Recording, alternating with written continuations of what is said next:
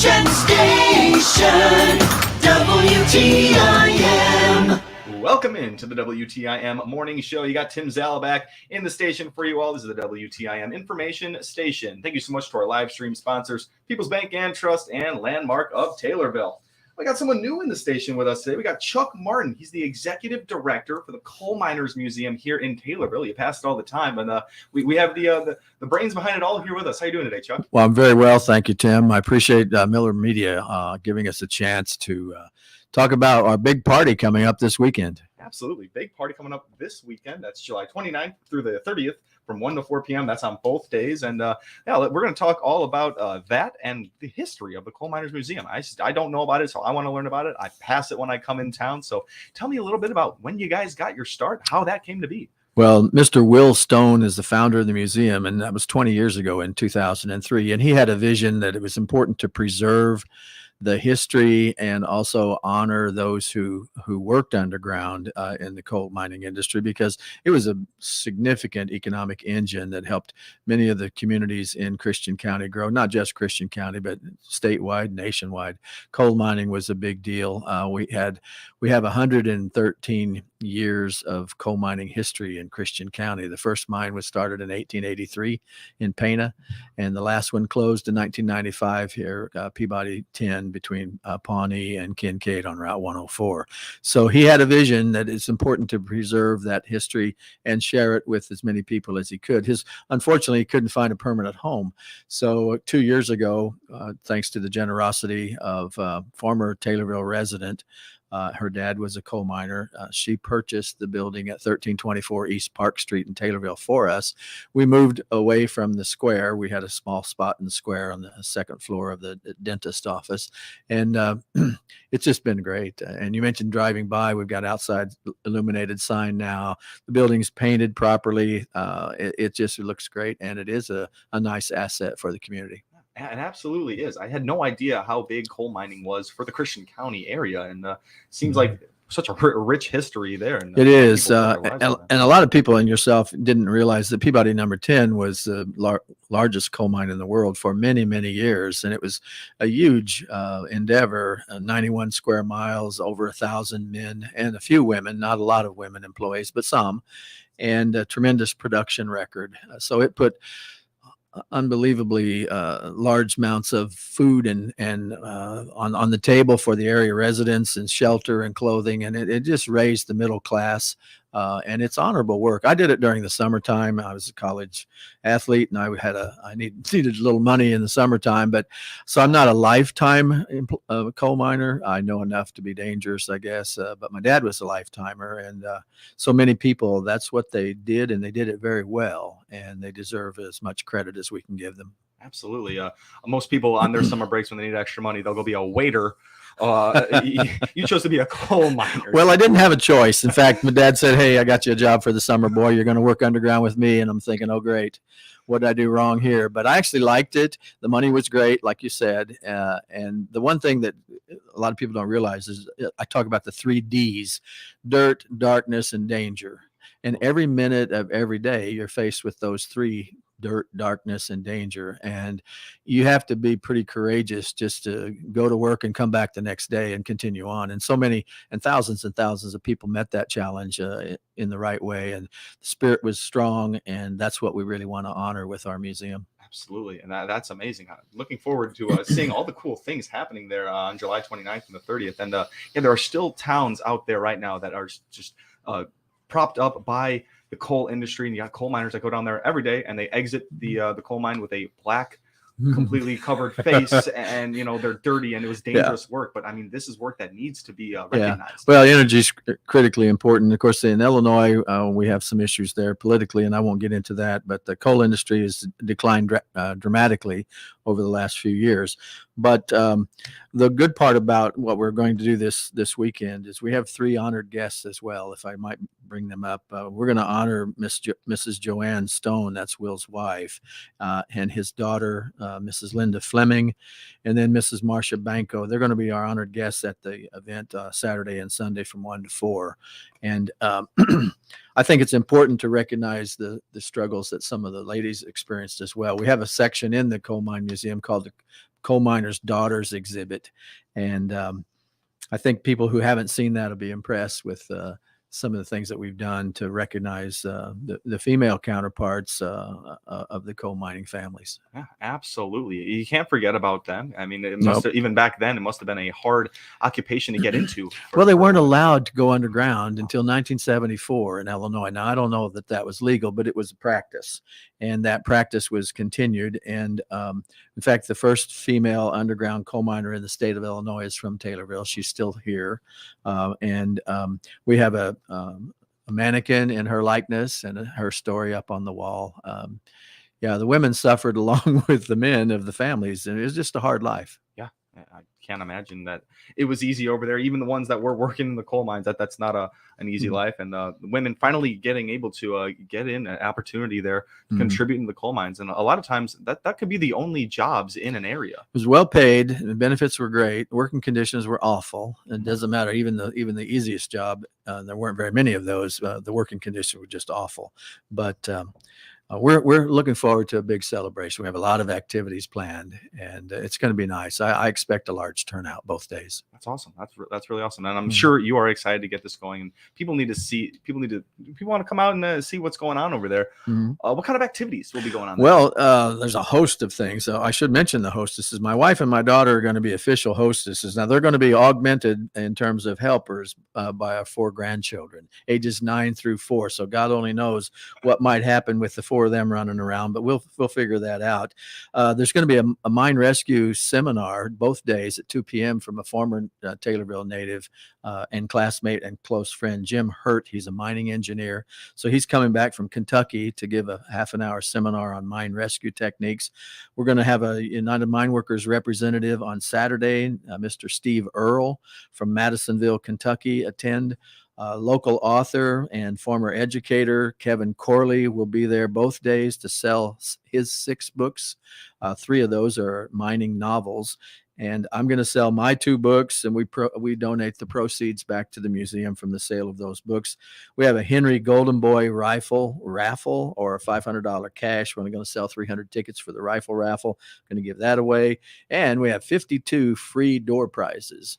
So a lot of people are going to walk away with something. Admission is free, of course. We rely on donations from the public. We'll have a 50-50 ticket drawing both days, and there's 12 sealed bid auction items.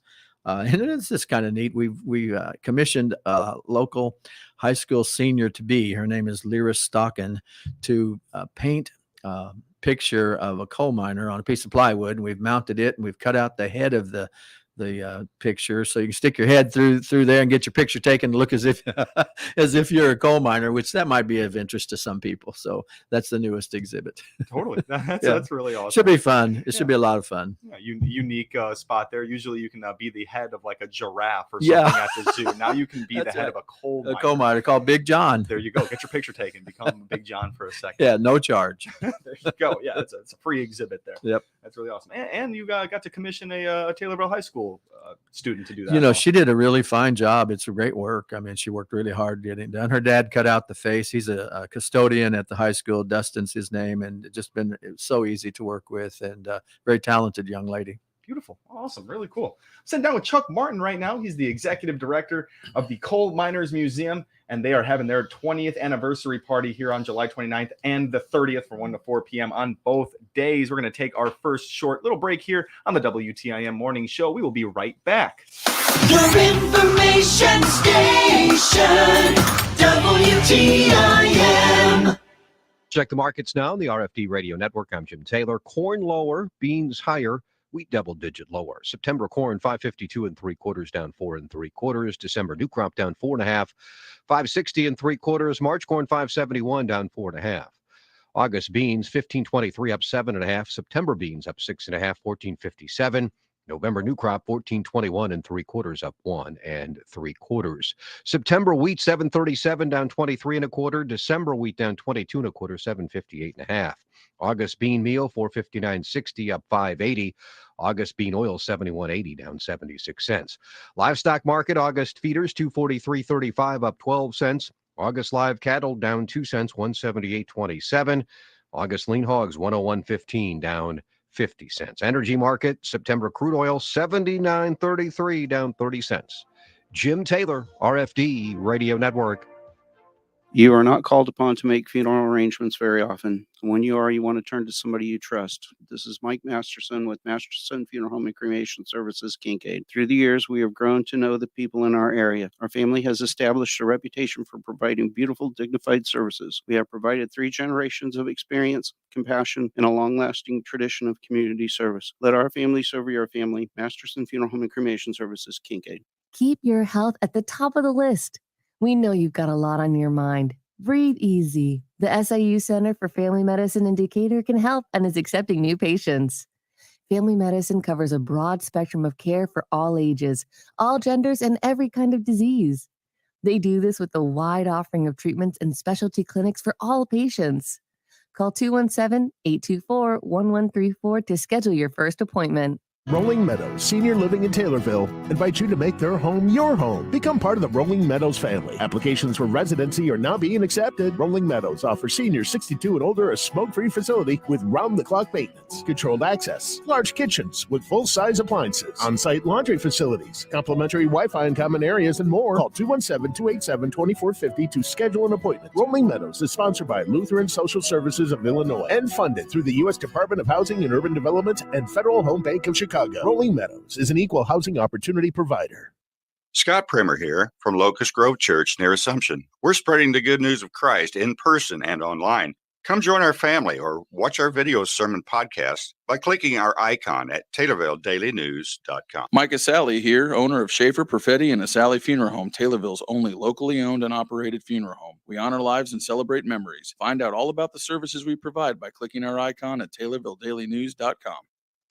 Your information station, WTIM. Welcome back into the WTIM Morning Show. My name is Tim Zalabak. Thank you so much to our live stream sponsors, People's Bank and Trust and Landmark of Taylorville.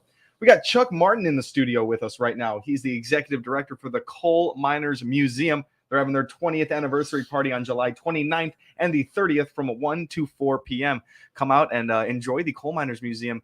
Chuck, when I walk into the Coal Miners Museum for your 20th anniversary, what am I going to be greeted with there? Well, you have a beautiful lobby with some original art in it.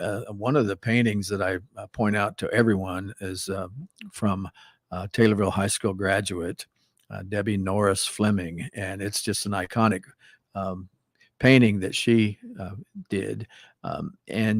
Then we walk into our main room, which is huge. This building is 7,000 square feet, and we've pretty much filled it with items from the coal mining history. We have a Coal Miners Wall of Fame, which is a fundraiser, and it's almost full. I've sold 277 plaques in honor and memory of coal miners. We've got room for maybe 50 or 60 more the way it looks. And then we may have to do some remodeling if we're going to continue that activity. We've built a simulated underground coal mine, so you get the impression, the feeling that you're in a coal mine. We've done a really good job of trying to make it authentic. I had help doing that. Gary Hart of Kincaid and Gary Garrison, Terry White, Brian Hawkins. They've just been tremendous helpers building that. But there's something for everyone. We have a Coal Mine Wars exhibit. You're probably not familiar with that, not familiar with the county, but in 1932, there was lots and lots of trouble and violence. There were rival unions. The Progressives broke away from the United Mine Workers, formed their own union, and it was terrible. So we have a mannequin dressed in as if he's the National Guard trooper. That's new to the exhibit, and everything on him is authentic. We purchased a lot of items, and he looks like he's serious to maintain order. There were a lot of violence during that time, a sad chapter, actually. But we've got things that are over 100 years old, probably, I'm guessing 200 or 300 items that are over 100 years old.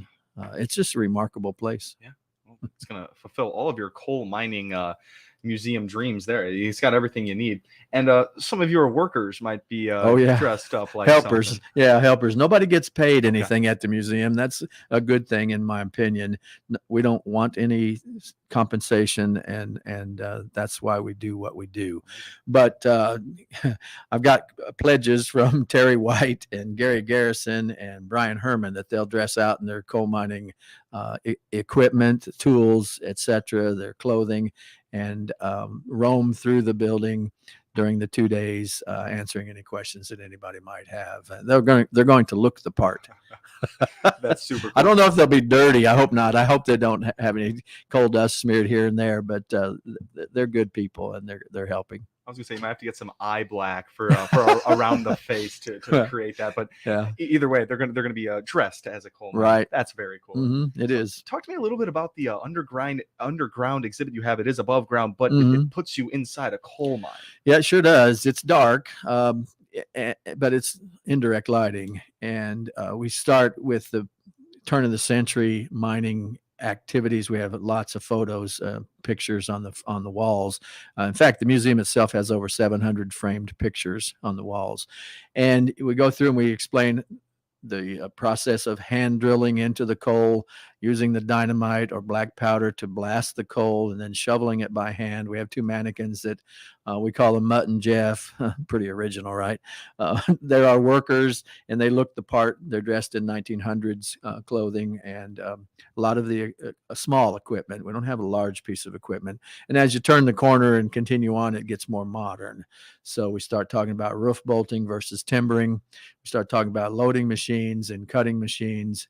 So instead of hand loading, hand blasting, the machinery started becoming prevalent in the 30s and 40s.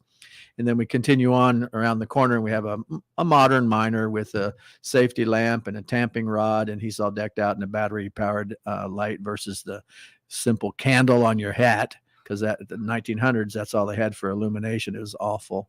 And then we continue on, and we even show a couple of underground telephones that you could call up to top in case you needed something or there was an emergency of some sort. And then we have a tribute to the miners themselves, probably 100 or so pictures of area coal miners long ago and through the 90s.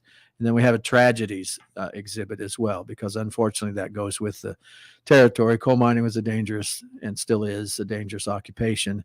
And we feature the Cherry Mine disaster of 1909, where 259 men, and boys were killed in Cherry, Illinois, north of LaSalle, Peru on the Illinois River.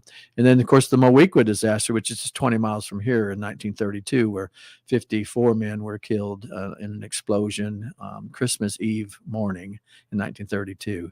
And then another part of the tragedies exhibit is the Centralia disaster of 1947, where 111 men lost their lives. And to that point, in those 113 years of coal mining in Christian County, there were 295 fatalities. So 295 men lost their lives working underground here in Christian County alone. Now, most of those fatalities were caused by roof falls. So when the roof gives way and caves in on you, there's not a whole lot you can do. You can run and pray, and that's about all. So we have a list of all of those fatalities, alphabetical list in a notebook at the museum. If people want to peruse through there, it indicates when and information about the individual, married, children, how it happened, the time of day, etc. It's not something you like to dwell on, but it's the way it was. Yeah. I mean, men and women that go down trying to make a living, just doing one of the most dangerous things you could, and so many people died throughout that. It's great that you guys are recognizing and remembering them in the museum. Thank you. I also love that you get to take a trip through the eras of coal mines. That's very cool. I love how museums do that. And Well, I've got not to interrupt, but I've got a technical advisor named Brian Hawkins, and he's really a stickler for the detail and the authenticity of things. And God love him, because he's been really, really a big help to me. But he makes sure that whatever we display is accurate. And I'm glad for that, because as I mentioned, I had 5 summers and 2 years at a strip mine after college, but Brian, has dedicated his life to the industry. Without a doubt. All right. Chuck, thank you so much for being on with us today. I really appreciate the time, Tim, and thank you to Miller Media. Absolutely. No, we enjoyed having you on. That's Chuck Martin. He's with the Coal Miners Museum. They got their 20th anniversary party on July 29th and the 30th from 1 to 4 p.m. The Coal Miners Museum is at 1324 East Park Street in Taylorville. They'd love to see you out. They got plenty of things to do. This was the WTIM Morning Show. Thank you all so much for tuning in. Your information station, WTIM. WTIM Assumption Taylorville, 96.1 W241 CF Taylorville, 107.5 W298 CD Shelbyville, 107.9 W300 EH Payne and Nokomis. Biden's son Hunter is there now, appearing before a federal judge.